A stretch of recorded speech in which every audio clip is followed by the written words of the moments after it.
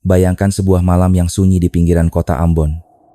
Jalanan gelap, hanya terdengar angin laut yang membawa aroma asin. Di sudut jalan yang sepi, sebuah truk box putih terparkir miring. Ban belakangnya tenggelam dalam tanah becek. Awalnya warga mengira truk itu hanya rusak. Namun bau busuk yang kian hari semakin menyengat, membuat mereka curiga. Ketika pintu truk perlahan dibuka, semua orang terdiam. Di dalamnya, 39 mayat manusia tersusun rapi, tubuh pucat membiru, dengan bekas suntikan identik di lengan. Tidak ada darah, tidak ada tanda perlawanan, seolah-olah mereka hanya tertidur untuk selamanya. Polisi awalnya menduga ini sindikat perdagangan manusia. Tapi semakin dalam penyelidikan, semakin jelas bahwa kasus ini bukanlah kejahatan biasa. Ada sosok yang selama ini dipuja masyarakat sebagai dermawan, ternyata menyimpan rahasia gelap di balik senyum baiknya. Malam itu, udara di Makassar terasa berbeda. Angin laut dari pelabuhan Pautere bertiup lembab, membawa aroma asin yang bercampur dengan hawa aneh yang sulit dijelaskan. Di kawasan pergudangan tua yang biasanya sepi, berdirilah sebuah truk box putih dengan cat kusam. Ban belakangnya tenggelam sebagian ke tanah becek sisa hujan. Kendaraan itu sudah terparkir miring di tempat yang sama selama 3 hari, membuat warga sekitar bertanya-tanya, tapi tak ada yang berani mendekat terlalu dekat. Di antara mereka, seorang sopir angkot bernama Fahrul merasa ada yang ganjil.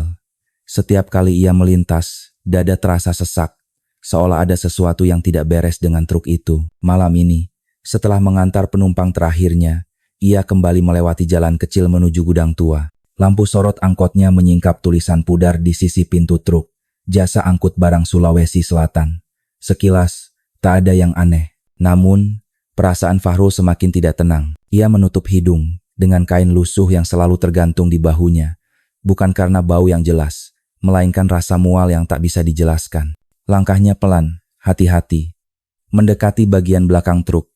Dari celah kecil pintu, asap tipis kehitaman keluar, bercampur dengan aroma karat. Bulu kuduknya berdiri. Tubuhnya menolak untuk melihat lebih dekat. Tetapi hatinya mendorong. Ada sesuatu yang harus dipastikan di dalam sana. Dengan tangan gemetar, ia mencoba menarik gagang pintu yang berkarat. Pintu itu tidak terbuka, hanya bergetar pelan, menimbulkan bunyi nyaring yang menusuk telinga.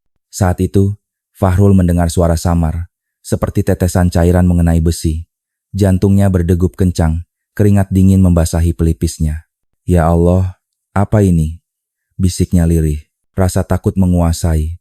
Namun ia tahu tak bisa tinggal diam. Dengan napas terburu-buru, Fahrul kembali ke angkot, meraih ponselnya, dan segera menghubungi polisi. Suaranya bergetar saat melapor. Beberapa menit kemudian, dari kejauhan, suara sirene mulai terdengar. Malam sunyi di kawasan Pautere akan segera pecah, membawa Makassar ke dalam sebuah tragedi mengerikan yang tak pernah dibayangkan siapapun. Beberapa menit setelah Fahrul menelpon, suara sirene meraung memecah keheningan malam. Jalan kecil menuju kawasan pergudangan Pautere yang biasanya sepi, kini dipenuhi cahaya lampu polisi. 2 mobil patroli berhenti, dan dari dalamnya turun beberapa aparat berseragam lengkap. Di depan barisan itu, seorang pria berperawakan tegap dengan sorot mata tajam berjalan. Mantap, dialah Komisaris Budi Prasetyo, Kepala Penyelidikan Kriminal di Makassar. Siapa yang lapor? Suaranya berat, menusuk keheningan. Dengan gugup, Fahrul mengangkat tangan. Saya, Pak. Bau dari truk ini makin parah. Saya takut ada sesuatu di dalam. Komisaris Budi menatap truk putih itu dengan rahang mengeras. Ia pun merasakan bau menyengat yang menusuk tenggorokan. Ia memberi aba-aba kepada 2 anak buahnya, Andi dan Rizal, untuk bersiap. Siapkan masker, sarung tangan. Jangan sembarangan. Kita buka perlahan. Suasana semakin hening. Hanya ada desiran angin malam yang menyusup di antara pohon kelapa di sekitar gudang. Lampu sorot portabel dipasang, menerangi badan truk yang catnya mulai mengelupas. Fahrul berdiri agak jauh, tubuhnya gemetar, sementara beberapa warga mulai berkerumun di kejauhan, penasaran namun takut mendekat. Dengan hati-hati, Andi mencoba membuka kait pintu berkarat itu. Bunyi derit logam terdengar panjang, membuat bulu kuduk siapapun berdiri. Rizal membantu menarik sisi lain. Detik berikutnya, pintu truk terbuka, dan hawa panas bercampur busuk menyeruak keluar dengan dahsyat. Bau itu begitu kuat hingga beberapa polisi mundur sambil menutup mulut. Seorang petugas tak kuat menahan, langsung muntah di tempat. Komisaris Budi menahan diri, meski wajahnya menegang. Perlahan ia melangkah maju, menyorotkan senter ke dalam truk. Seketika matanya membelalak. Di hadapannya, 39 tubuh manusia tertumpuk rapi. Mereka saling bertindihan, kulit pucat kebiruan, mata terbuka kosong menatap hampa. Ada yang tampak masih muda, ada pula yang sudah berusia lanjut. Tidak ada darah, tidak ada bekas luka terbuka, namun sesuatu yang aneh. Segera terasa aroma samar formalin bercampur dengan bau busuk daging manusia. Ya Allah, bisik Fahrul yang jatuh terduduk. Wajahnya pucat pasi. Andi menutup mulutnya rapat-rapat di balik masker.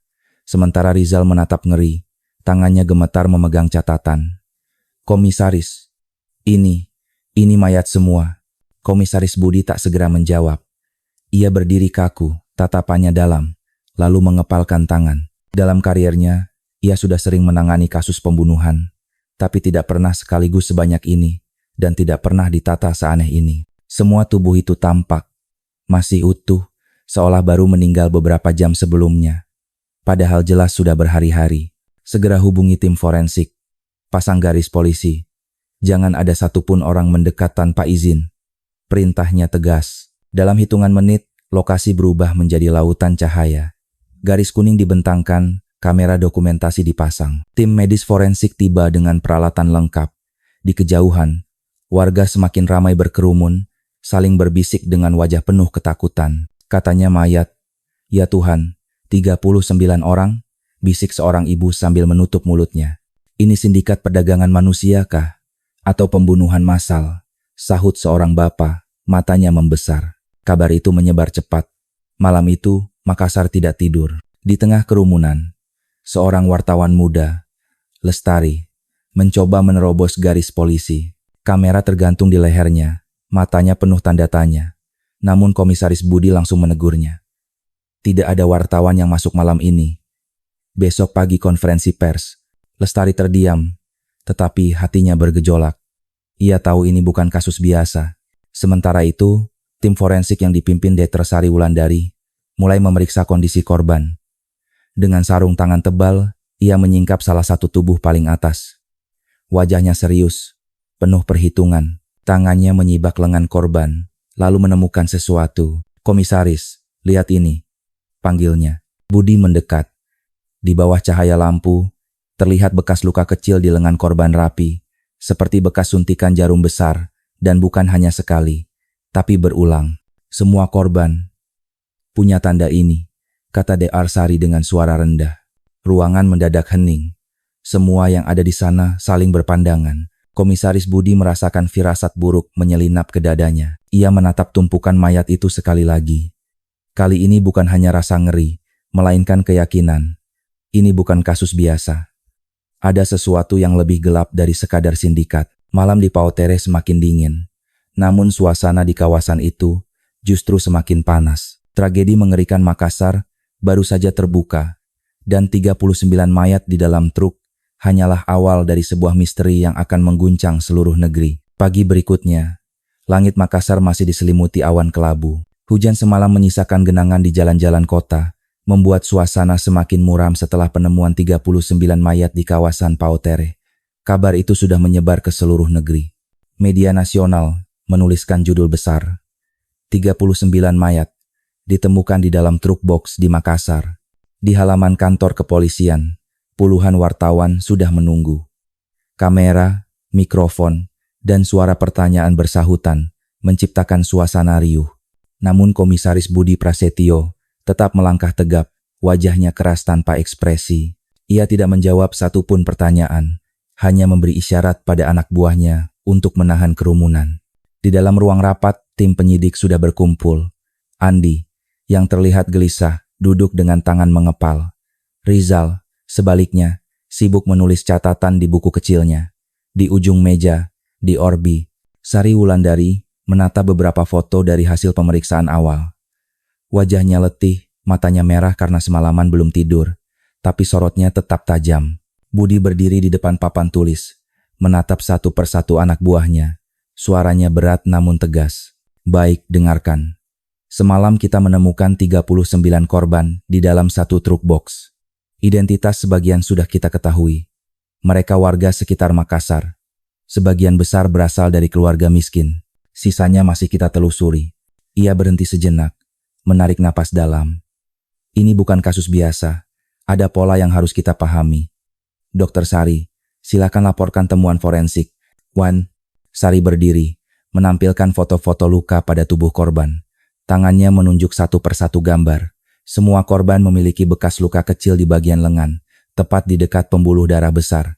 Luka itu bukan goresan biasa, melainkan bekas suntikan. Dan bukan suntikan sekali. Ada bekas jarum berulang, dengan ukuran lebih besar dari jarum medis standar. Ruang rapat mendadak hening. Semua menatap Sari dengan tatapan penuh tanda tanya. Selain itu, lanjut Sari, organ dalam korban menunjukkan tanda-tanda adanya cairan asing. Cairan ini bekerja seperti pengawet, memperlambat proses pembusukan. Itu sebabnya tubuh mereka masih tampak utuh meski sudah berhari-hari. Dengan kata lain, ini bukan sekadar pembunuhan, ini eksperimen. Andi yang sedari tadi diam, akhirnya bersuara pelan. Jadi, ini bukan perdagangan manusia seperti dugaan awal, Bu Dokter? Sari menggeleng. Tidak ada tanda korban dipukul atau disiksa. Mereka tidak diperlakukan seperti korban sindikat biasa. Luka yang sama, cairan yang sama, pola yang sama, semuanya mengarah pada eksperimen medis. Komisaris Budi menatap tajam ke papan tulis, menuliskan dua kata besar dengan spidol merah. Eksperimen medis. Kalau benar ini eksperimen, katanya perlahan, kita tidak hanya berhadapan dengan kriminal jalanan.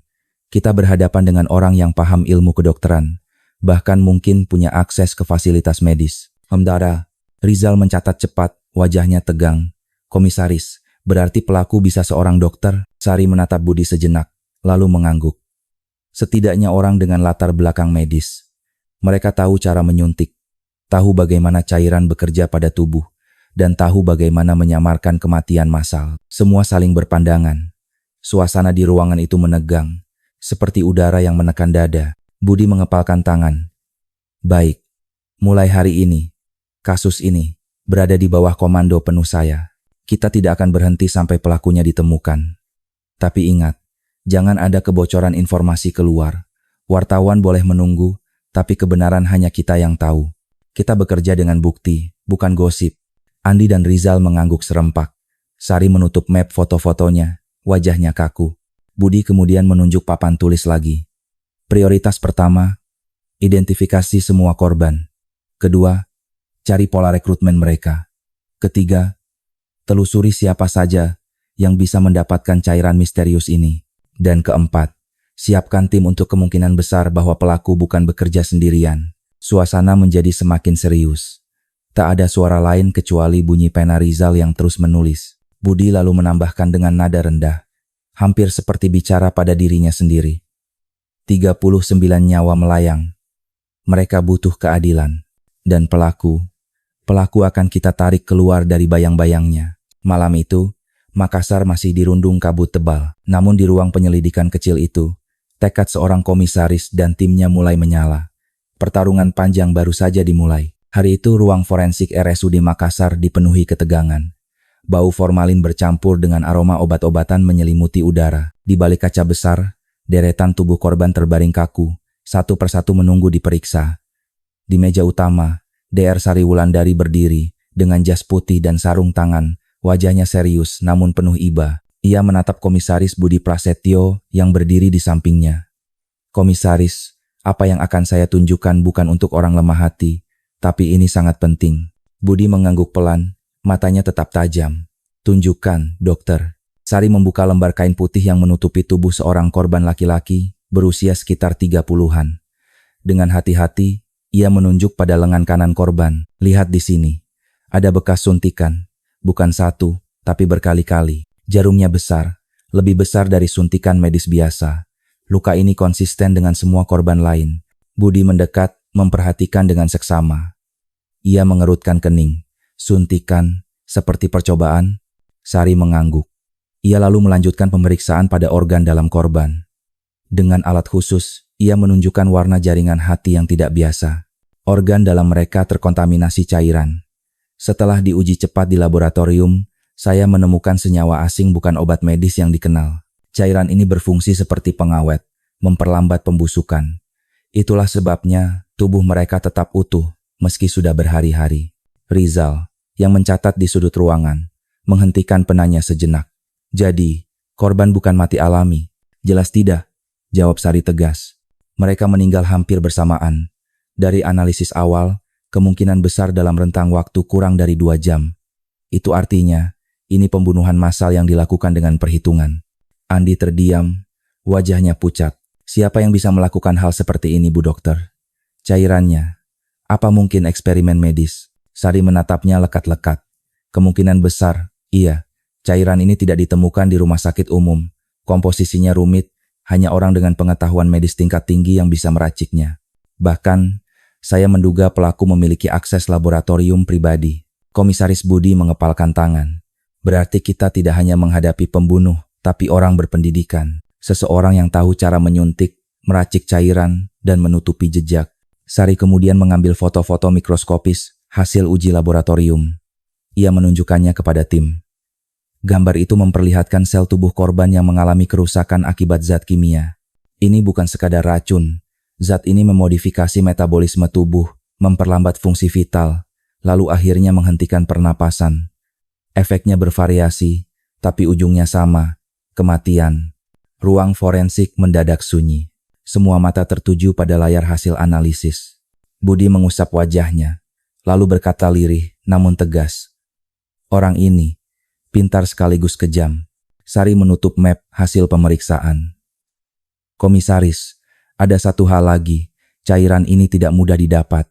Hanya seseorang dengan akses ke jaringan medis atau farmasi tertentu yang bisa memilikinya.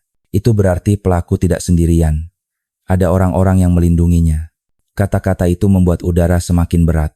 Rizal menatap Budi dengan sorot cemas. Kalau begitu, kita berhadapan dengan jaringan, bukan satu orang. Budi terdiam sejenak. Dalam pikirannya, ia melihat bayangan wajah pelaku yang belum dikenal.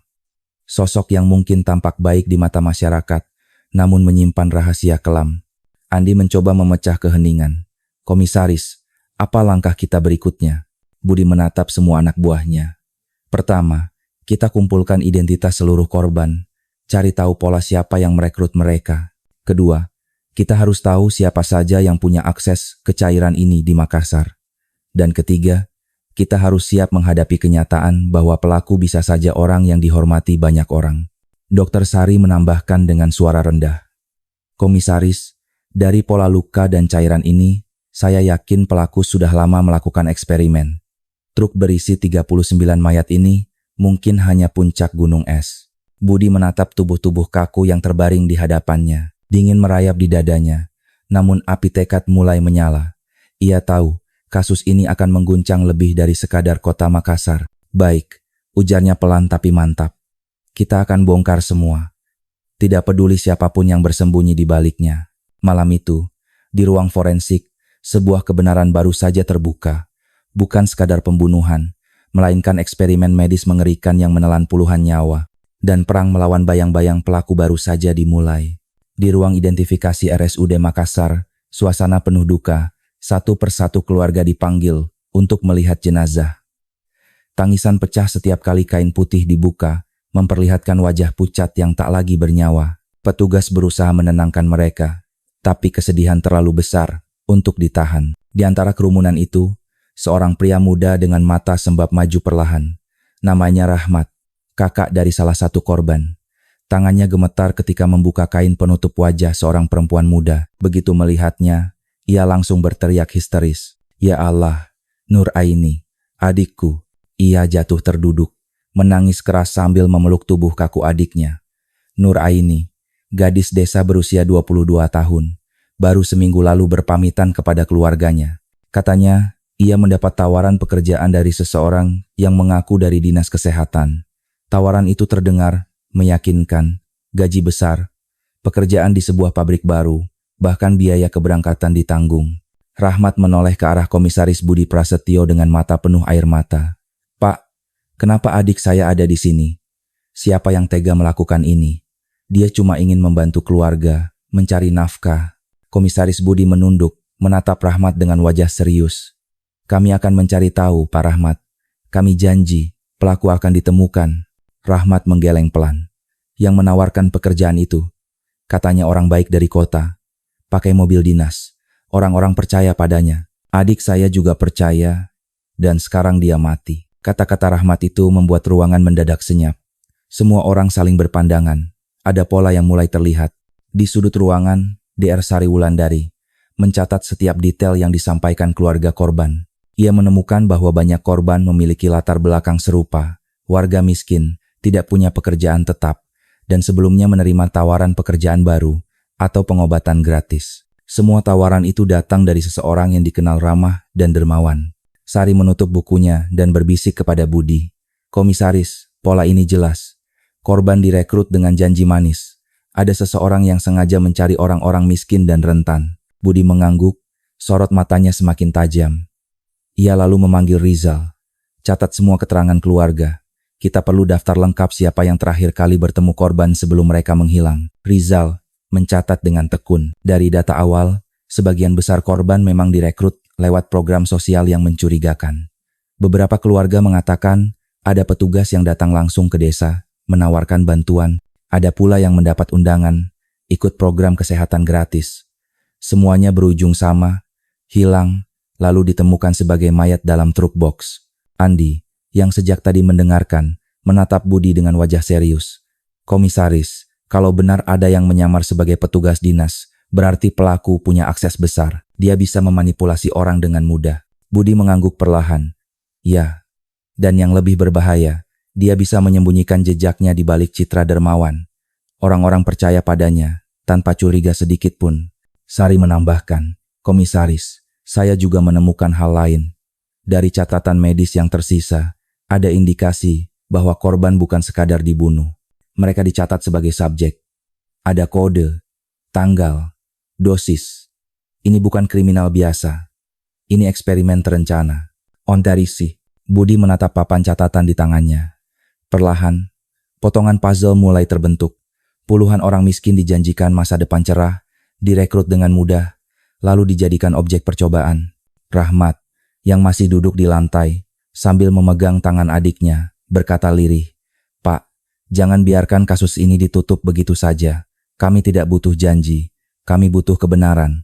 Komisaris Budi berjongkok di sampingnya. Percayalah, Pak Rahmat, kami akan ungkap semua, tidak ada yang akan lolos.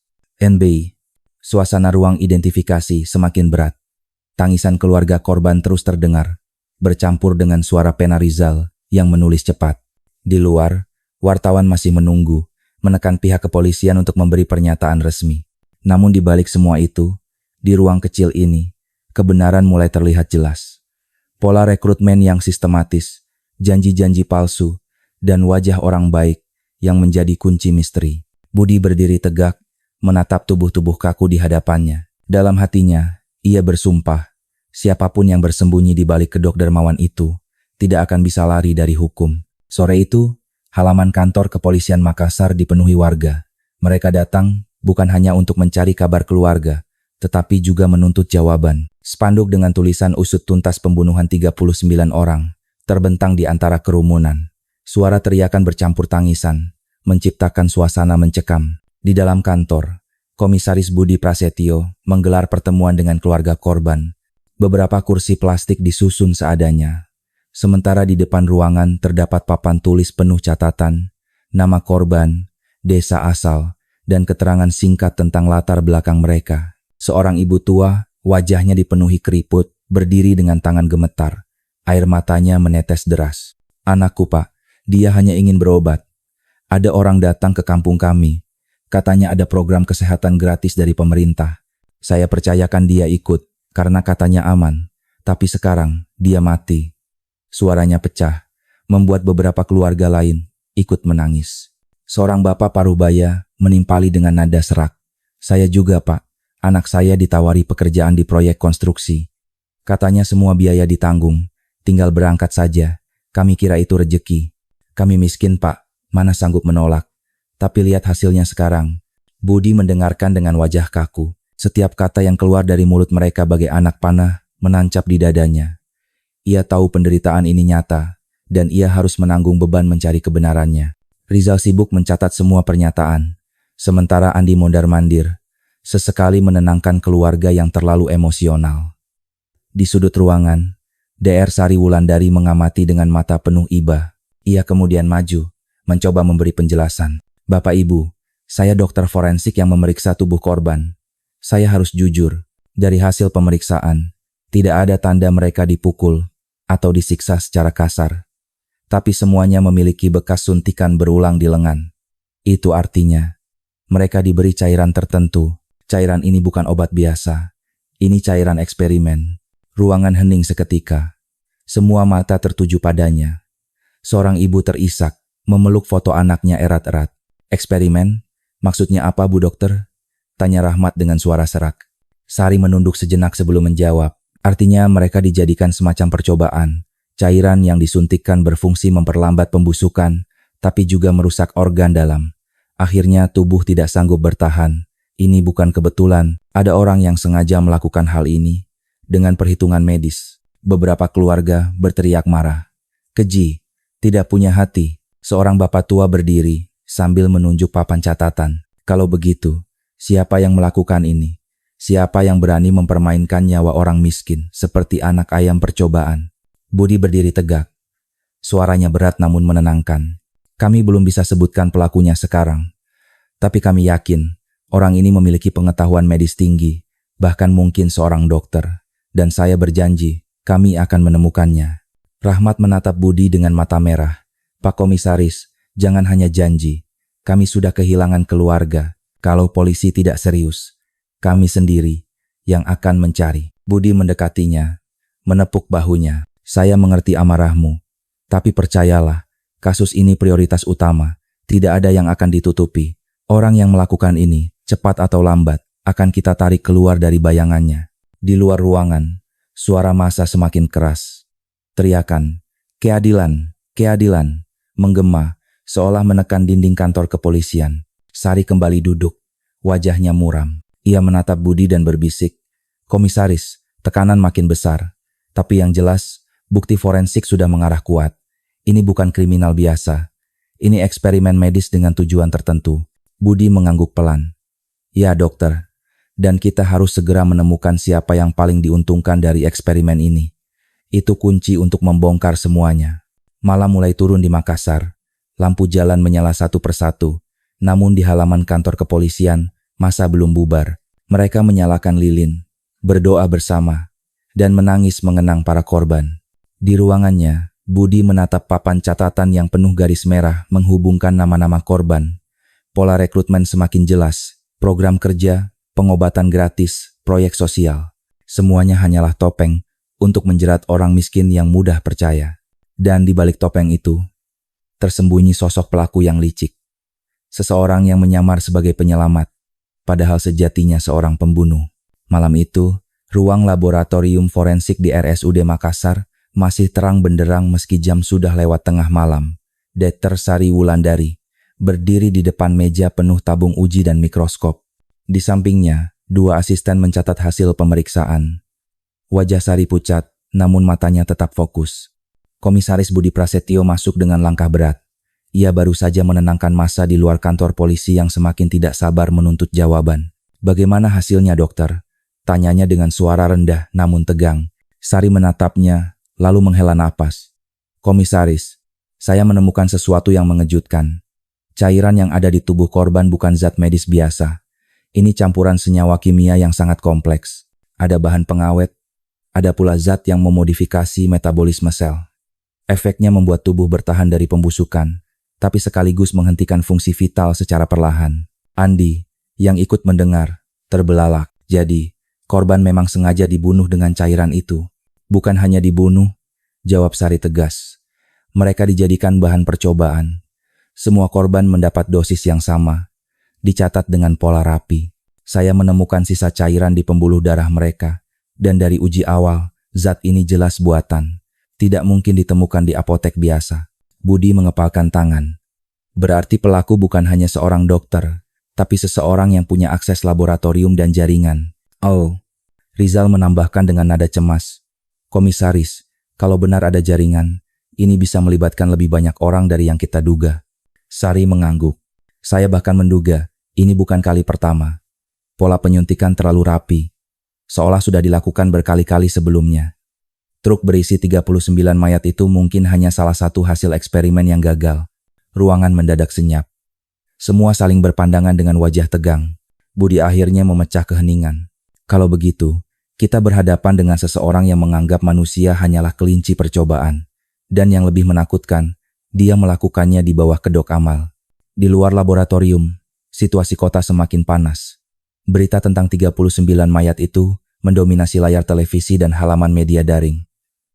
Wartawan dari Jakarta, Surabaya, bahkan luar negeri berdatangan. Di media sosial, tagar, tragedi Makassar menjadi trending. Keesokan paginya, halaman kantor kepolisian kembali dipenuhi massa. Ada yang membawa foto korban, ada yang membawa lilin, dan ada pula yang berteriak menuntut transparansi. Polisi jangan tutupi, usut tuntas. Seorang bapak tua berdiri di depan pagar, suaranya serak namun lantang. Anak saya bukan kriminal, dia dijanjikan kerja, tapi malah jadi mayat. Kalau negara diam, kami tidak akan tinggal diam. Tekanan itu membuat situasi semakin sulit. Komisaris Budi dipanggil. Atasannya di Polda Sulawesi Selatan. Sang atasan, seorang perwira tinggi berwajah keras, menatapnya dengan tajam. Budi, kasus ini sudah jadi sorotan nasional. Kau harus segera umumkan perkembangan. Kalau perlu, buat narasi sementara. Jangan biarkan publik berpikir polisi tidak berdaya. Budi menahan emosi. Dengan segala hormat, Pak, kasus ini tidak sederhana. Ada indikasi eksperimen medis terlarang. Saya butuh waktu, bukan narasi palsu. Perwira itu menggebrak meja. Tidak ada waktu. Besok kau harus memberi keterangan resmi. That's it. Budi keluar dari ruangan dengan rahang mengeras. Ia tahu kali ini ia bukan hanya berhadapan dengan pelaku, tapi juga dengan sistem yang ingin menutupi kebenaran demi menjaga wibawa. Malam harinya, ia kembali berdiri di balkon kantornya, menatap kota Makassar yang gelap. Suara teriakan massa dari kejauhan masih terdengar, bercampur dengan gemuruh ombak dari laut. Di tangannya, ia menggenggam hasil laporan forensik dari Sari. 39 nyawa, semua dengan tanda suntikan yang sama. Bukan kebetulan, bukan sindikat biasa. Ini kejahatan yang direncanakan dengan otak dingin. Gumamnya lirih. Sari datang mendekat, membawa berkas tambahan. Komisaris, dari uji lanjutan, cairan itu mengandung bahan eksperimen yang tidak pernah digunakan di rumah sakit resmi. Saya yakin hanya orang dengan kedudukan atau akses khusus yang bisa memilikinya. Budi menatapnya tajam. Itu berarti kita berhadapan dengan seseorang yang punya wajah baik di mata masyarakat, tapi menyimpan rahasia kotor di baliknya. Sari mengangguk. Matanya penuh kecemasan. Ya, komisaris. Dan saya rasa dia tidak sendirian. Ada orang-orang yang melindunginya. Budi menarik napas panjang. Ia tahu, waktu mereka tidak banyak. Karena pelaku masih ada di luar sana. Mungkin sedang mencari korban berikutnya. Gudang penyimpanan jenazah di pinggiran Makassar malam itu lengang. Lampu sorot dari luar menembus kaca, menimbulkan bayangan tubuh-tubuh kaku yang sudah dipindahkan dari truk box. Bau formalin bercampur busuk membuat udara sesak. Komisaris Budi Prasetyo berdiri bersama DR Sari Wulandari, Andi, dan Rizal. Mereka sedang melakukan dokumentasi lanjutan untuk memastikan tidak ada bukti yang terlewat. Tiba-tiba, dari sudut ruangan terdengar suara pelan seperti tercekik. Semua sontak menoleh. Apa itu? Budi berseru. Tangannya refleks meraih pistol. Andi cepat melangkah, menyorotkan senter ke arah tumpukan mayat. Rizal ikut maju dengan napas tertahan. Suara itu terdengar lagi. Kali ini lebih jelas seperti orang berusaha bernapas. Komisaris, ada yang bergerak, teriak Andi. Sari segera mendekat, berjongkok memeriksa tubuh yang tampak menggeliat lemah di bawah tumpukan. Dengan cepat ia menyingkirkan beberapa jasad hingga terlihat seorang pria muda. Wajahnya pucat, tubuhnya bergetar hebat, matanya setengah terbuka, bibirnya bergerak pelan. Masih hidup, cepat bantu, seru Sari. Andi dan Rizal segera mengangkat tubuh lemah itu ke meja darurat. Sari memeriksa denyut nadi, lalu menoleh pada Budi. Lemah sekali, tapi masih ada. Kita harus segera stabilkan dia. Pria itu mencoba bicara, suaranya parau nyaris tak terdengar. Nah, nama saya, Hasan. Budi menunduk, menatapnya tajam. Hasan, tenang. Kamu selamat sekarang. Apa yang terjadi padamu? Hasan menggigil. Kami dijanjikan pekerjaan, lalu dibawa ke sini. Disuntik cairan itu, saya hampir mati. Sari mengangguk cepat. Bekas suntikan di lengannya sama dengan korban lain. Bedanya, dosisnya mungkin tidak masuk sempurna. Itu yang membuat dia masih bisa bertahan. Hasan menarik napas terputus-putus, lalu berkata dengan sisa tenaga, "Tolong, Samuel, dia yang melakukan ini." Ruangan hening seketika. Nama itu menggema bagai petir di telinga semua orang. Budi membeku, tatapannya berubah tajam. "Samuel, siapa Samuel?" Hasan berusaha mengangkat tangannya yang gemetar. "Dokter Hendra Santoso. Orang yang semua orang percaya. Katanya dermawan, tapi dia yang suntik kami." Kata-kata itu membuat darah Budi serasa berhenti mengalir. Sosok Dr. Hendra Santoso adalah nama yang sangat dikenal di Makassar. Ia sering muncul di televisi lokal. Dikenal sebagai tokoh sosial, penyumbang tetap untuk puskesmas dan sekolah. Tidak ada yang pernah mencurigainya. Rizal berbisik dengan suara tercekat. "Komisaris, apa mungkin dokter yang disanjung semua orang itu pelakunya?" Sari menatap Budi, wajahnya serius. "Komisaris, Hasan adalah saksi hidup pertama. Ini sangat penting. Jika benar Dr. Hendra, maka semua teori kita terbukti. Eksperimen medis, cairan misterius, rekrutmen korban miskin semua masuk akal." Hasan kembali terbatuk, darah tipis keluar dari mulutnya. Dia bilang, "Ini demi kemanusiaan, eksperimen untuk masa depan, tapi semua mati." Budi menggenggam tangannya erat. "Hasan, bertahanlah. Kamu satu-satunya saksi yang bisa membuka semuanya. Jangan biarkan dia menang." Sari segera memberikan cairan infus darurat untuk menstabilkan Hasan. "Kita harus memindahkannya ke ruang aman. Jika Dr. Hendra tahu ada korban yang selamat, nyawa Hasan bisa dalam bahaya besar." Andi dan Rizal mengangguk cepat. Mereka menyiapkan ruangan khusus dengan pengawasan ketat. Kamera dipasang, penjagaan diperketat.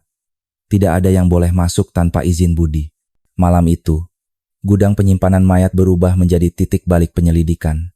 Dari tumpukan jenazah, seorang saksi hidup muncul, membawa nama yang selama ini tak pernah disangka. Dr. Patah Hendra Santoso, Sang Darmawan Kota Makassar. Budi berdiri menatap papan catatannya. Foto Hendra yang sebelumnya hanya muncul di pojok catatan kini dilingkari merah.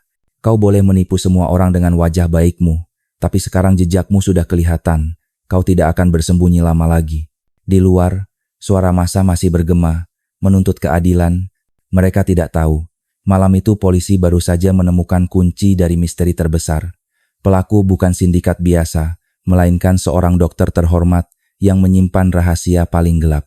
Malam itu, kantor kepolisian Makassar berubah seperti benteng. Setiap pintu dijaga ketat, kamera pengawas dipasang di setiap sudut.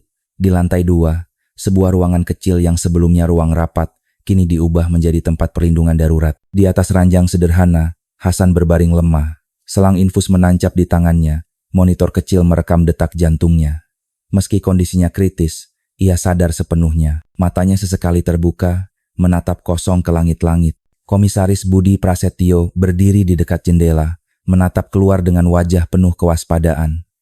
Ia tahu, saksi hidup ini adalah kunci untuk membuka topeng sang pelaku. Jika Hasan hilang, semua bukti bisa runtuh. Deter Sari Wulandari masuk membawa hasil pemeriksaan terbaru. "Komisaris, kondisi Hasan stabil untuk sementara, tapi ia masih sangat lemah.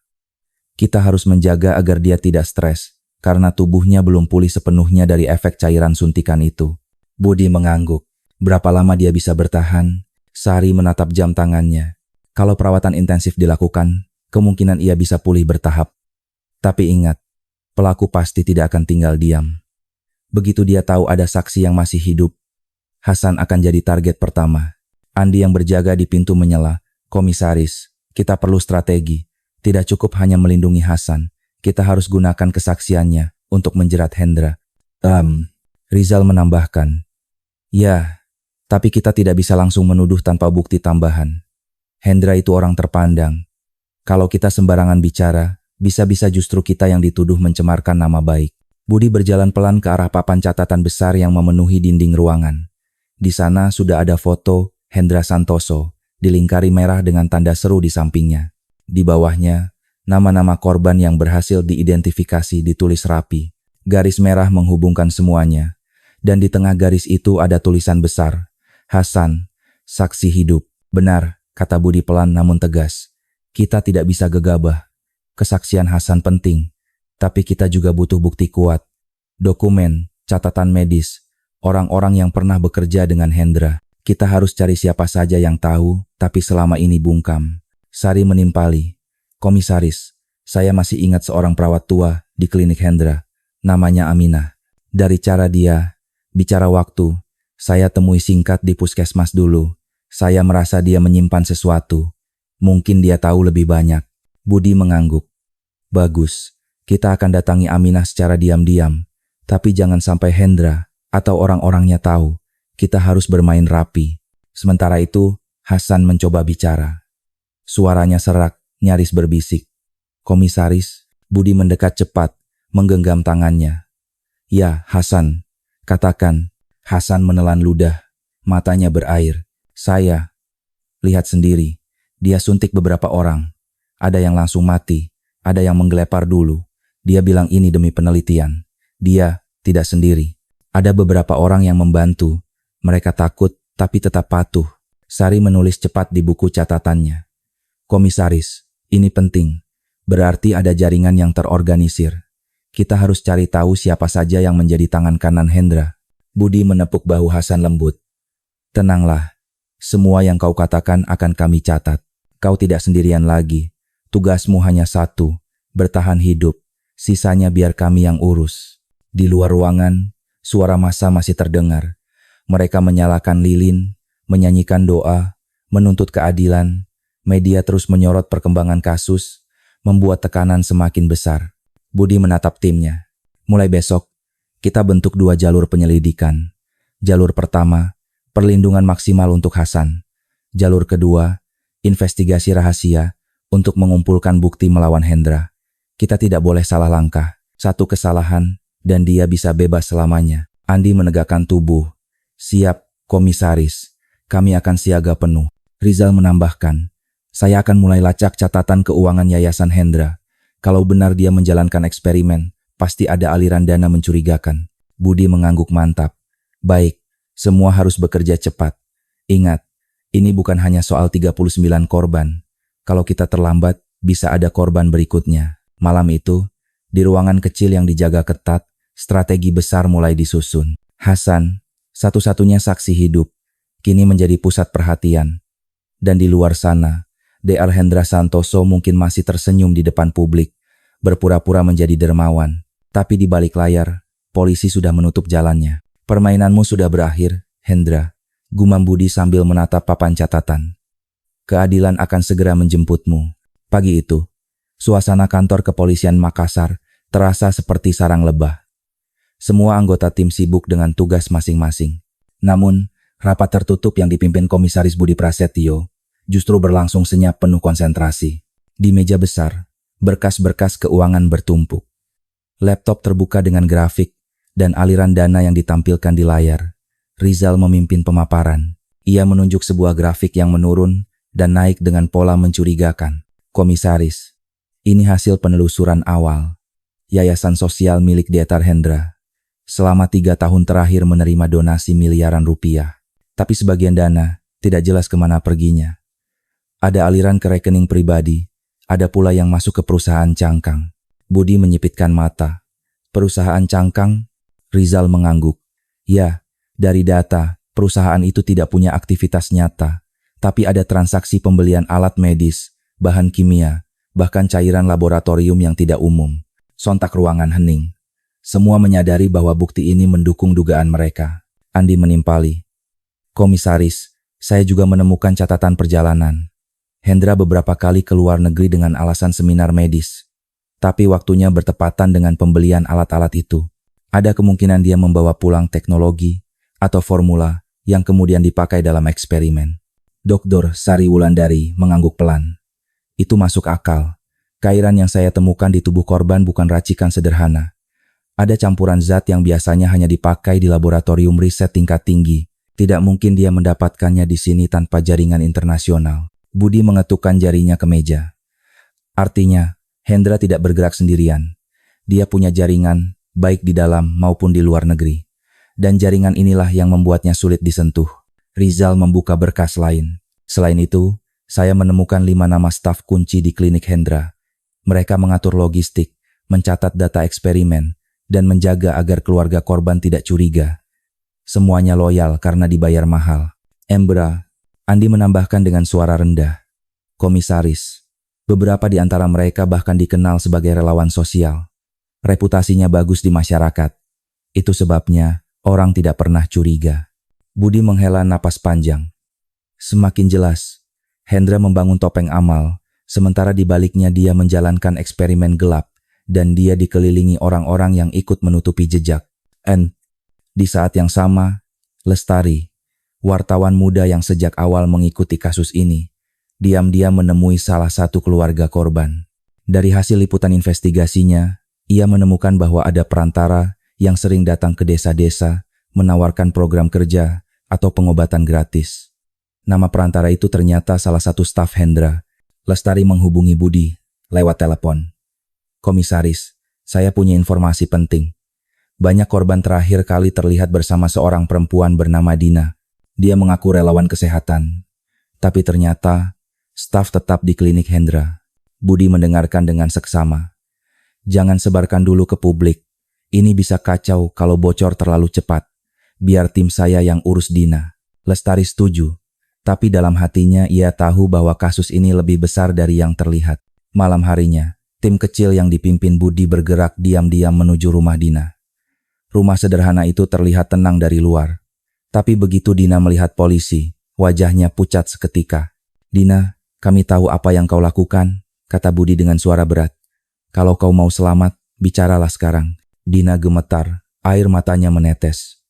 Saya hanya ikut perintah. Dokter Hendra yang mengatur semuanya. Kami diminta mencari orang-orang miskin, memberi janji palsu, lalu membawa mereka ke klinik. Setelah itu, dia yang mengambil alih. Sari menatap Dina tajam. Kau sadar berapa banyak nyawa yang hilang karena peranmu? Dina menunduk, suaranya bergetar. Saya takut, semua staf takut. Hendra punya orang kuat di belakangnya. Kalau kami melawan, nyawa kami juga terancam. Pengakuan itu dicatat dengan rapi. Dina kini resmi menjadi saksi tambahan, meski statusnya tetap terikat pada jaringan Hendra. Setelah kembali ke kantor, Budi berdiri di depan papan besar penuh foto dan garis merah. Kini, bukan hanya Hendra yang dilingkari, tapi juga 5 nama staf kuncinya. Baik, ucap Budi mantap. Kita sudah punya 2 saksi, Hasan dan Dina. Kita punya jejak keuangan, catatan medis, dan bukti pembelian bahan kimia. Ini cukup untuk menjeratnya. Tapi kita harus berhati-hati. Hendra masih punya pelindung.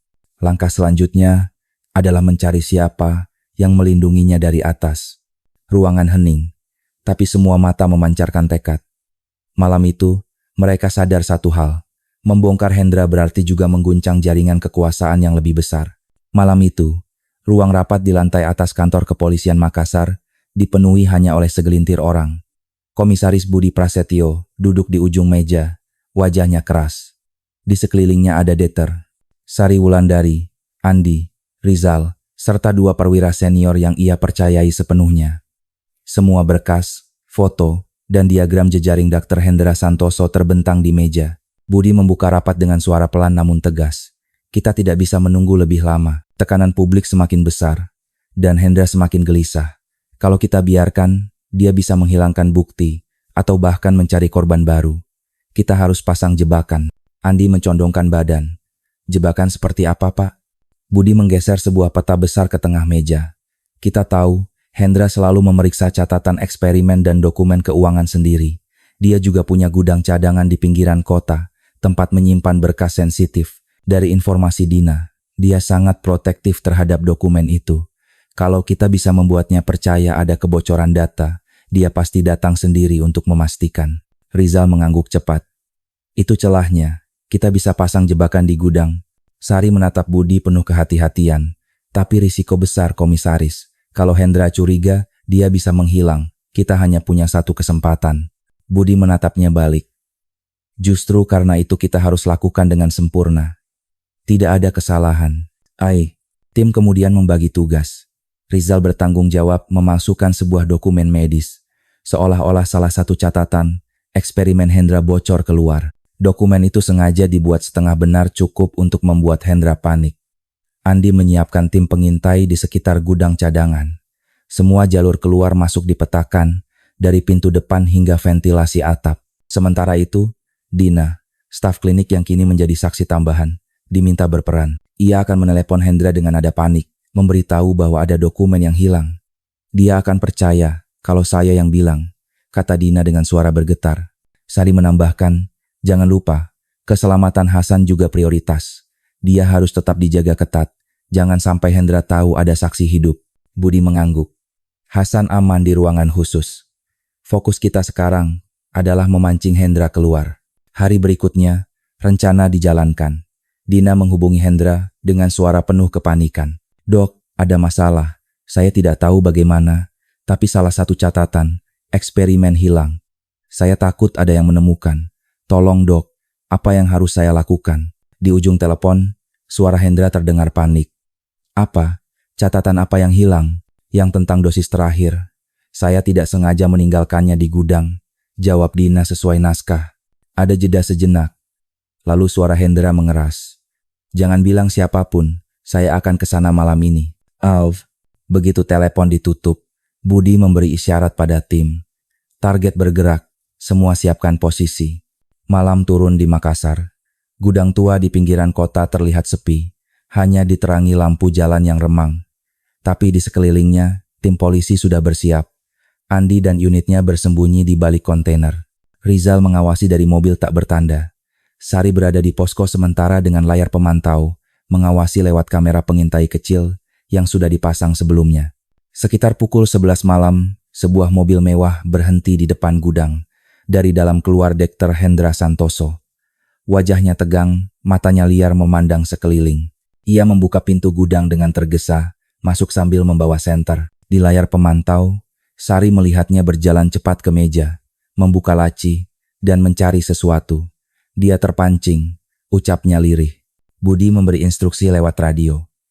Tunggu aba-aba saya. Jangan lakukan penangkapan sebelum dia menemukan dokumen itu. Arane. Beberapa menit kemudian, Hendra menemukan map berisi dokumen palsu yang disiapkan tim. Ia membukanya dengan tangan gemetar. Wajahnya pucat, bibirnya berbisik. Bagaimana bisa, siapa yang mengambil ini? Itulah momen yang ditunggu. Budi memberi aba-aba tegas. Sekarang, dalam hitungan detik, pintu gudang didobrak. Polisi masuk dari berbagai arah. Andi menodongkan senjata. Polisi, jangan bergerak. Hendra terkejut, hampir menjatuhkan map di tangannya. Apa ini? Teriaknya. Wajahnya pucat pasi. Budi melangkah maju. Matanya dingin. Permainanmu sudah berakhir, Hendra. Semua bukti, semua saksi, semuanya ada di tangan kami. Hendra mencoba melawan dengan kata-kata. Kalian tidak mengerti. Ini semua untuk kebaikan. Untuk masa depan medis. Sari masuk. Menatapnya dengan tajam. Kebaikan? Kau membunuh puluhan orang miskin demi eksperimenmu. Itu bukan kebaikan. Itu kejahatan. Polisi segera memborgol Hendra. Wajahnya pucat. Namun matanya masih menyimpan kesombongan. Kalian pikir bisa menjatuhkan saya? Banyak orang butuh saya. Banyak yang akan melindungi saya. Budi mendekat. Suaranya pelan namun menusuk. Tidak ada yang bisa melindungimu dari kebenaran. Malam itu, di gudang tua yang menjadi saksi bisu eksperimen kelam, jebakan polisi berhasil. Dr. Hendra Santoso, yang selama ini disanjung sebagai dermawan, kini resmi menjadi tersangka pembunuhan massal. Ruang interogasi di kantor kepolisian Makassar malam itu terasa lebih dingin dari biasanya. Lampu neon putih menyala terang, memantul di dinding abu-abu yang kosong. Di tengah ruangan, sebuah meja logam dingin menjadi pemisah antara Dr. Hendra Santoso yang duduk dengan tangan di borgol dan Komisaris Budi Prasetyo yang menatapnya tajam. Di sudut ruangan, Dr. Sari Wulandari duduk dengan berkas tebal berisi hasil forensik, sementara Andi dan Rizal berjaga di dekat pintu. Suasana begitu tegang. Hanya terdengar bunyi jam dinding yang berdetak pelan. Budi membuka percakapan dengan suara berat. Hendra, semua bukti sudah ada. Catatan medis, cairan eksperimen, kesaksian stafmu, dan satu saksi hidup yang selamat dari percobaanmu. Kau tidak bisa lari lagi. Hendra menunduk sainak, lalu tersenyum tipis. Kalian tidak mengerti. Semua yang saya lakukan demi kemajuan medis. Saya ingin membantu orang miskin, memberi mereka kesempatan menjadi bagian dari sejarah. ID Dabrai. Sari menatapnya tajam. Kesempatan apa? Kesempatan untuk mati perlahan karena suntikanmu. Kau menyebut itu penelitian. Itu kejahatan, Hendra. Hendra menghela napas, lalu menatap ke arah Budi. Mereka semua setuju. Tidak ada yang saya paksa. Mereka datang sendiri. Budi mengetuk meja dengan keras. Setuju karena kau menipu mereka. Kau janjikan pekerjaan, pengobatan gratis, masa depan cerah. Padahal semua hanya untuk membawanya ke meja eksperimenmu. Wayah Hendra mulai memukot. Keringat dingin menetes di pelipisnya. Namun ia masih mencoba bertahan. Saya hanya ingin membuktikan sesuatu. Kalau cairan itu berhasil, dunia medis akan berubah. Bayangkan, tubuh manusia bisa bertahan lebih lama. Penyakit bisa dilawan dengan cara baru. Tapi, beberapa gagal. Sari mengangkat berkas. Membuka halaman berisi diagram tubuh manusia dengan titik-titik merah di lengan. Beberapa, 39 orang mati di truk itu. Dan dari catatanmu, puluhan lain sudah lebih dulu menjadi korban. Kau mencatat setiap dosis, setiap gejala, seolah-olah mereka bukan manusia, hanya angka dalam eksperimenmu. Hendra menutup mata, kedua tangannya gemetar. Saya terlalu jauh, tapi kalian tidak tahu apa yang saya hadapi. Ada orang-orang di balik saya, mereka yang mendukung riset ini. Saya hanya alat. Kata-kata itu membuat ruangan mendadak hening. Budi mencondongkan tubuh ke depan. Siapa mereka? Siapa yang mendukungmu? Hendra menggigit bibirnya, ragu-ragu. Mereka, pejabat, pengusaha. Mereka memberi dana. Saya hanya menjalankan. Budi menatapnya tajam. Nama Hendra, sebutkan nama. Namun Hendra hanya menggeleng dengan mata kosong. Kalau saya sebut nama, saya mati. Kalian pun tidak akan bisa melindungi saya. Budi berdiri, berjalan pelan mengitari meja. Kalau kau diam, kau tetap akan mati di penjara. Tapi kalau kau bicara, setidaknya kau punya kesempatan untuk memperbaiki kesalahanmu. Hendra menatap Budi lama sekali, matanya berair. Lalu dengan suara bergetar ia berkata, semua ini dimulai dari proyek penelitian rahasia. Saya ditawari untuk jadi bagian. Katanya demi bangsa, demi kemanusiaan. Tapi akhirnya, semua berubah jadi ladang eksperimen kejam. Saya terjebak terlalu dalam. Sari mengetukkan berkas di meja. Jangan putar kata-kata Hendra. Kau bukan korban. Kau pelaku. Kau sadar setiap kali menyuntik. Kau tahu orang itu bisa mati. Kau tetap melakukannya. Hendra menunduk. Suaranya lirih. Saya ingin berhenti.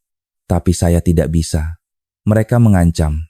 Mereka bilang kalau saya berhenti, keluarga saya yang jadi korban. Rizal bersuara dari pojok ruangan. Kalau begitu, sekarang saatnya bicara jujur. Kalau benar ada orang di balik ini, bantu kami bongkar. Itu satu-satunya jalanmu. Hendra menutup wajahnya dengan kedua tangan. Tangis tertahan terdengar. Baik, saya akan bicara. Tapi lindungi saya, lindungi keluarga saya. Budi menatapnya dengan sorot mata keras. Kalau kau benar-benar bicara, kami akan melindungi. Tapi ingat, setiap kata yang keluar malam ini akan jadi bukti di pengadilan. Jangan coba-coba berbohong. Malam itu, di ruang interogasi yang dingin, tembok pertahanan Dr. Hendra mulai runtuh. Dari seorang dermawan palsu yang disanjung masyarakat, kini ia duduk sebagai tersangka, siap membuka nama-nama besar di balik eksperimen mematikan. Hari itu gedung pengadilan negeri Makassar dipenuhi lautan manusia. Dari pagi buta, warga sudah berkerumun di halaman depan, membawa spanduk bertuliskan, keadilan untuk korban, dan foto-foto orang yang telah meninggal. Media nasional menyiarkan langsung suasana persidangan, menjadikan kasus ini berita utama di seluruh Indonesia. Di dalam ruang sidang, suasana tak kalah tegang. Kursi-kursi penuh oleh keluarga korban, wartawan, serta masyarakat yang ingin menyaksikan langsung wajah Dr. Hendra Santoso, sosok yang selama ini mereka kenal sebagai dermawan. Namun hari itu, ia duduk di kursi terdakwa dengan pakaian tahanan, wajah pucat, tangan gemetar.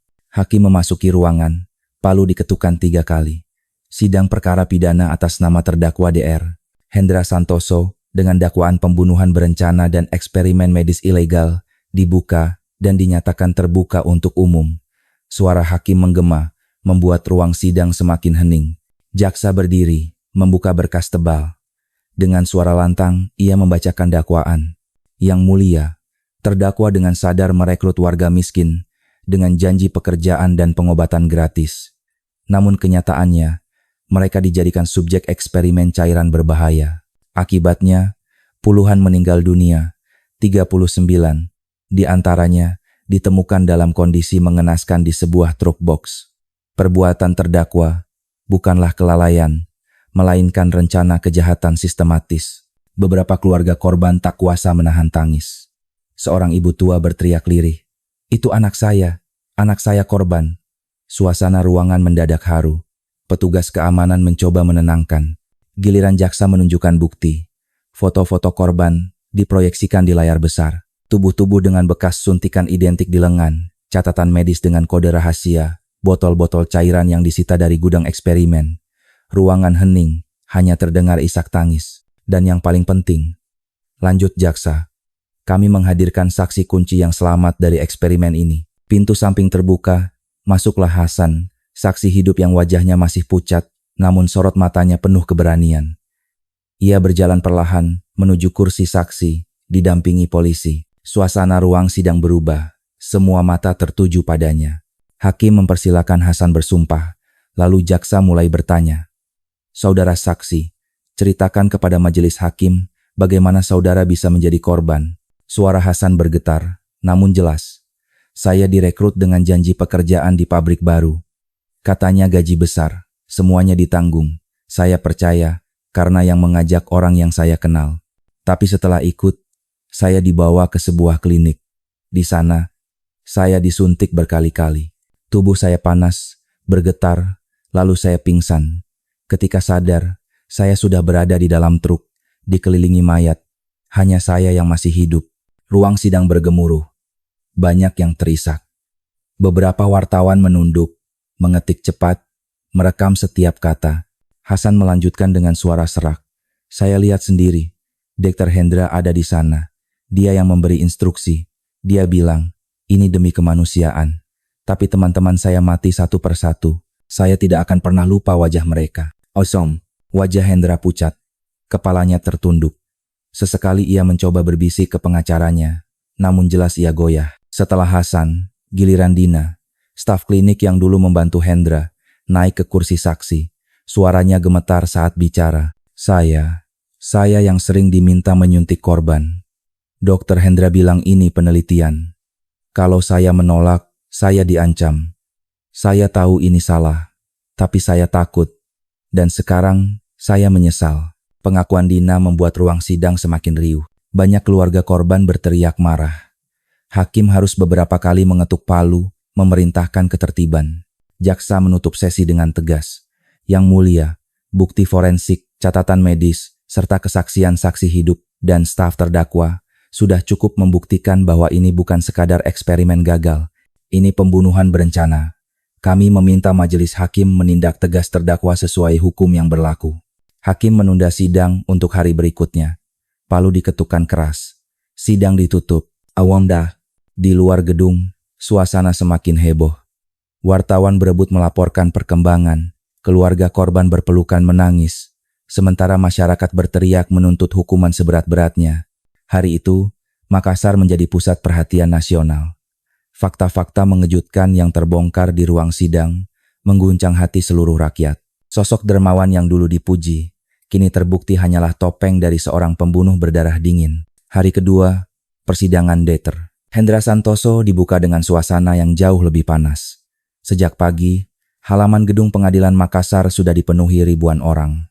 Mereka membawa lilin, spanduk bertuliskan hukum seumur hidup, dan foto para korban.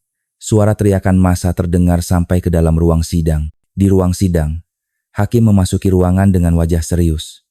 Sidang perkara terdakwa Dr. Hendra Santoso dinyatakan dibuka kembali, katanya sambil mengetukkan palu. Suasana hening sejenak sebelum jaksa berdiri untuk melanjutkan pemeriksaan. Jaksa langsung menyorot terdakwa. "Saudara Hendra, setelah mendengar kesaksian saksi-saksi kemarin, apakah saudara tetap menyangkal perbuatan saudara?" Hendra yang duduk dengan wajah pucat sempat melirik ke arah pengacaranya.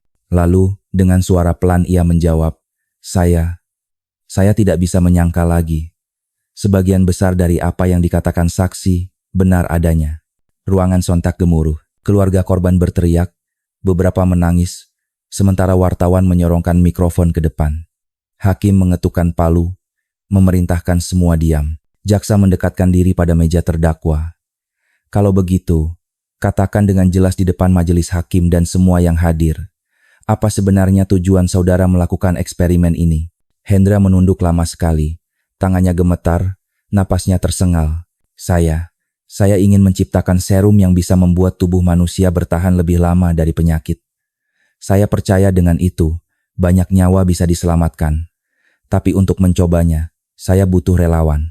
Saya mencari orang-orang miskin yang tidak punya pilihan." Suaranya terputus, berganti tangisan lirih. "Saya menipu mereka. Saya bilang ini pekerjaan. Saya bilang ini pengobatan gratis. Tapi sebenarnya, mereka saya jadikan bahan percobaan." Isak tangis pecah dari bangku keluarga korban. Seorang ayah berdiri, menunjuk ke arah Hendra. "Kau bunuh anakku. Kau bilang mau menolong, tapi kau jadikan dia kelinci percobaan." Polisi segera menenangkan agar sidang tetap tertib. Hakim kembali menegaskan, "Saudara Hendra, apakah saudara mengakui perbuatan itu adalah kesengajaan, bukan kecelakaan?" Hendra mengangguk lemah. "Ya, Yang Mulia. Saya sadar risikonya, tapi saya tetap melakukannya. Saya tidak bisa berhenti." Jaksa melanjutkan dengan nada tajam, "Apakah saudara melakukan semua ini sendirian?" Hendra menoleh, matanya berkaca-kaca. "Tidak, ada pihak lain yang mendukung saya. Beberapa pejabat dan pengusaha memberi dana dan perlindungan. Tanpa mereka, saya tidak mungkin berani sejauh ini." Pernyataan itu membuat ruangan kembali gaduh. Bisik-bisik menyebar cepat, banyak yang tercengang mendengar ada keterlibatan pihak berkuasa. Wartawan segera mengirim laporan langsung, membuat berita itu menyebar ke seluruh negeri dalam hitungan menit. Jaksa segera menimpali, "Saudara bisa sebutkan nama mereka?" Namun Hendra menggeleng pelan. "Kalau saya sebutkan, saya dan keluarga saya tidak akan selamat. Mereka terlalu berkuasa." Hakim mengetukkan palu lagi. Sidang akan melanjutkan pemeriksaan bukti dan saksi tambahan. Pengakuan terdakwa sudah dicatat. Di luar ruang sidang, massa semakin beringas. Mereka menuntut agar semua pihak yang disebut Hendra juga diperiksa. "Jangan hanya Hendra, usut pejabatnya juga," teriak seorang demonstran. Komisaris Budi Prasetyo, yang hadir di ruang sidang sebagai saksi penyidik, hanya bisa menghela napas. Ia tahu apa yang dikatakan Hendra bukan sekadar dalih. Pasti ada pihak yang lebih besar di balik kasus ini. Namun untuk saat itu, fokus utamanya adalah memastikan Hendra dihukum seadil-adilnya. Persidangan ditutup sore itu dengan ketegangan tinggi. Hakim menetapkan sidang lanjutan akan menghadirkan saksi ahli forensik dan saksi dari pihak keluarga korban. Sementara itu, pengakuan Hendra sudah cukup membuat publik semakin marah dan resah. Malamnya, berita pengakuan Hendra memenuhi layar televisi dan halaman depan surat kabar. Warga di warung kopi, pasar, hingga sekolah hanya membicarakan satu hal. Bagaimana seorang dokter yang selama ini dikenal dermawan bisa tega membunuh puluhan orang miskin demi eksperimen. Tekanan publik memuncak. Semua mata tertuju pada pengadilan, menunggu akhir dari drama hukum yang paling menggemparkan dalam sejarah Makassar. Hari itu, gedung pengadilan Makassar kembali menjadi pusat perhatian seluruh negeri. Matahari bersinar terik, namun halaman pengadilan dipenuhi ribuan orang. Wartawan dari berbagai stasiun televisi nasional sudah siap dengan kamera. Keluarga korban datang dengan wajah tegang, memegang foto orang-orang tercinta yang menjadi korban eksperimen gelap Dr. Hendra Santoso. Suasana di dalam ruang sidang begitu hening ketika hakim memasuki ruangan. Semua orang berdiri, lalu duduk kembali setelah palu diketukkan. Sidang perkara pidana atas nama terdakwa Dr. Hendra Santoso memasuki tahap putusan. Suara hakim bergema, membuat dada setiap orang berdegup lebih kencang. Jaksa penuntut umum membacakan tuntutannya. Yang Mulia, berdasarkan bukti, saksi, serta pengakuan terdakwa sendiri, kami menuntut agar terdakwa dihukum penjara seumur hidup tanpa kemungkinan pembebasan bersyarat. Perbuatan terdakwa telah menghilangkan nyawa puluhan orang, melanggar hukum, moral, dan etika kemanusiaan. Ruangan bergemuruh. Banyak yang mengangguk setuju. Beberapa keluarga korban berbisik lirih. Akhirnya, Giliran hakim membacakan pertimbangannya. Suaranya tegas namun berat. Majelis hakim menilai perbuatan terdakwa adalah kejahatan yang terencana, sistematis, dan menimbulkan keresahan luar biasa. Terdakwa memanfaatkan kepercayaan masyarakat miskin untuk tujuan eksperimen yang berakhir pada kematian. Tidak ada alasan yang bisa membenarkan tindakan ini. Hakim melanjutkan.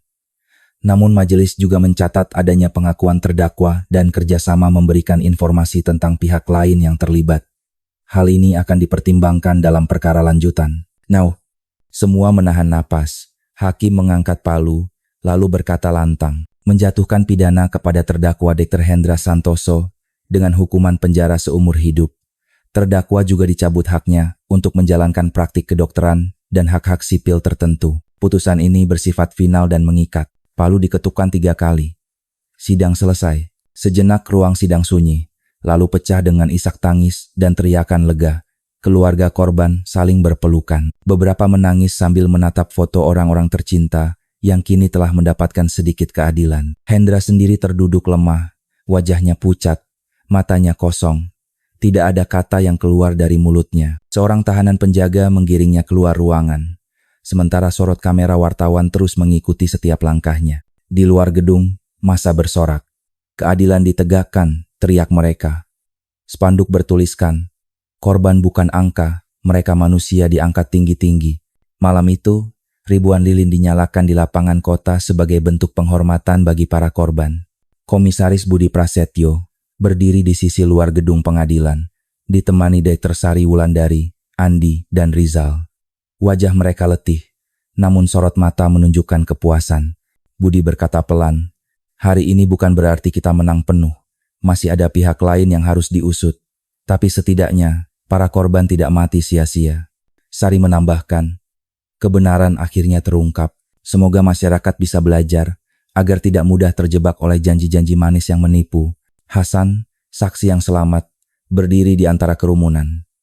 Air matanya mengalir, tapi bibirnya tersenyum tipis. Ia menatap langit, berbisik, teman-temanku, kalian akhirnya mendapat keadilan. Aku akan hidup untuk menceritakan apa yang sebenarnya terjadi. Malam itu, berita tentang putusan pengadilan memenuhi layar televisi dan media sosial. Seluruh Indonesia terdiam, merenungkan betapa kejamnya kejahatan yang dibungkus dengan wajah dermawan. Kasus ini menjadi pelajaran pahit, bahwa kebaikan palsu bisa lebih berbahaya daripada kejahatan yang nyata, bahwa masyarakat harus waspada, dan negara harus hadir melindungi yang lemah. Budi menutup catatan terakhir di kantornya malam itu. Ia menatap foto-foto korban yang terpajang di papan penyelidikan. Dengan suara rendah ia berkata, keadilan mungkin terlambat, tapi akhirnya datang juga. Semoga ini jadi pengingat bagi kita semua, bahwa nyawa manusia tidak pernah boleh dijadikan alat. Angin malam Makassar berhembus pelan. Kota itu akhirnya bisa bernapas lega, meski luka mendalam akan selalu tersisa. Namun satu hal pasti, kebenaran telah menang dan keadilan ditegakkan.